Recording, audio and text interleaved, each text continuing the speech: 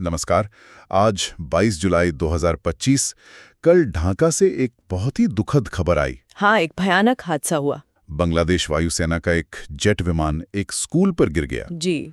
आज हम इसी घटना पर जो जानकारी मिल रही है उसकी गहराई से पड़ताल कर रहे हैं। बिल्कुल, सतही खबरों से आगे जाकर समझना जरूरी है। हाँ, मतलब कि असल में हुआ क्या, इसका मानवीय असर कितना भयानक रहा, तकनीकी पहलू क्या थे और इसके क्या मायने हैं। सही।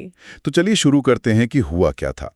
कल मतलब 21 जुलाई हाँ। दोपहर का वक्त था, करीब 1:06। जी। बांग्लादेश वायुसेना का एक F-7 BGI trainer jet, tail number 701, ये ढाका के कुर्मितोला बेस से उड़ा था। और पायलट थे फ्लाइट लेफ्टिनेंट मोहम्मद तौकीर इस्लाम सागर। हाँ, और टेक ऑफ के कुछ ही देर बाद लगता है विमान में कोई बड़ी तकनीकी गड़बड़ी आ गई। जी, रिपोर्ट्स यही बता रही हैं। कहा जा रहा है कि पायलट ने आखिरी पलों में विमान को घनी आबादी से दूर रखने की बहुत कोशिश की। हाँ, ये बात आ रही है सामने।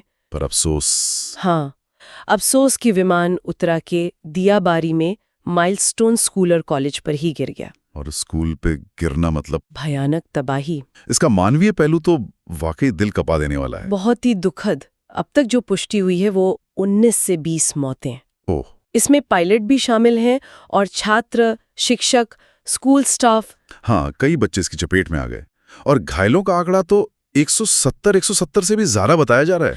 इतना ज्यादा? जी। और ज्यादातर की हालत गंभीर है, बुरी तरह से जले हुए। कईयों की हालत नाजुक है। ये तो बहुत ही भयावह है। चश्मदीदों ने जो बताया है वो तो रोंगटे खड़े कर देता है। कहा कि हर तरफ बस आग, धुआं और चीखें थीं। उफ। बचाव दल तो फौरन पहुंचे, फायर फाइटर्स, सेना, आम लोग भी मदद के लिए दौड़े। लेकिन एक बड़ी दिक्कत सामने आई, एम्बुलेंस की भारी कमी। अच्छा, ये भी एक समस्या थी। हाँ बिल्कुल, कई घायलों को सेना की गाड़ियों में, प्राइवेट वाहनों में ले जाना पड़ा। इससे तो अस्पतालों पर बहुत दबाव पड़ा होगा। जबरदस्त, खासकर बर्न यूनिट्स पर। ये दिखाता है कि मतलब शहर का जो आपातकालीन ढांचा है वो इतने बड़े हादसे के लिए कितना तैयार था या शायद नहीं था। और अगर उस विमान की बात करें, ये F-7 BGI, ये चीन का बना हुआ है ना? हाँ, ये चीन का बना हुआ है। हाँ, ये चेंगडू F-7 BGI है। चीन की J-7 सीरीज का ये एडवांस्ड वर्जन है। अच्छा। जो खुद पुराने सोवियत MiG-21 पर आधारित है। और बांग्लादेश ने ये विमान कब लिए थे? ये उन्होंने 2011 और 2013 के बीच में हासिल किए थे। तो मतलब बहुत पुराने भी नहीं थे? नहीं, बहुत पुराने नहीं।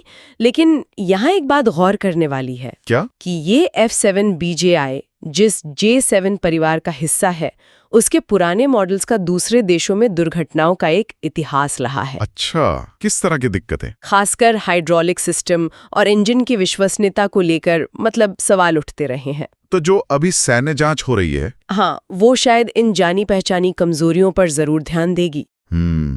वैसे शुरुआती वजह तो तकनीकी खराबी बताई गई है। हाँ, पर सवाल ये है कि क्या ये सिर्फ एक इत्तेफाक है या फिर रखरखाव के तरीकों पर भी सवाल उठता है। ये भी एक अहम पहलू है।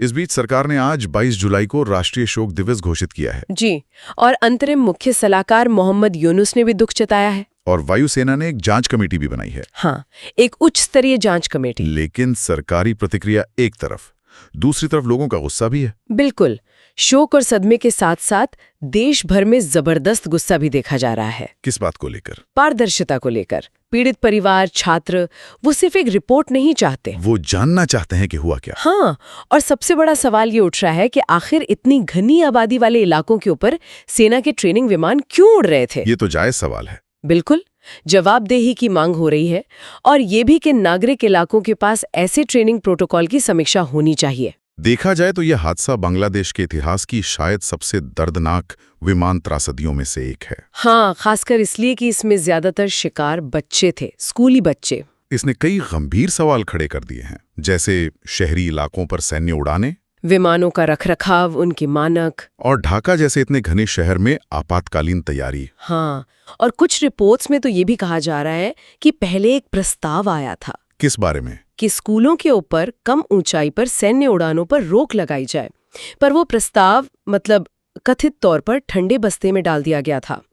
अगर ऐसा है तो ये और भी गंभीर बात है। तो ये थी ढाका विमान हादसे से जुड़ी कुछ अहम जानकारी, घटना के तथ्य, शुरुआती जांच, लोगों की प्रतिक्रिया और इसके जो गहरे असर दिख रहे हैं। जी, उम्मीद है कि इन स्रोतों से मिली बातों ने इस दुखद घटना को समझने में कुछ मदद की होगी। हाँ, तस्वीर थोड़ी साफ हुई होगी। और शायद आखिर में एक सवाल सोचने के लिए कि कोई भी देश वो अपनी सेना की ट्रेनिंग की जरूरत, जो कि यथार्थवादी होनी चाहिए, हाँ, जरूरी है। और दूसरी तरफ घनी आबादी वाले शहरों में रहने वाले नागरिकों की सुरक्षा की जरूरत, इन दोनों के बीच संतुलन कैसे बनाएं? ये एक बहुत बड़ा सवाल है, बहुत मुश्किल संतुलन है। बिल्कुल।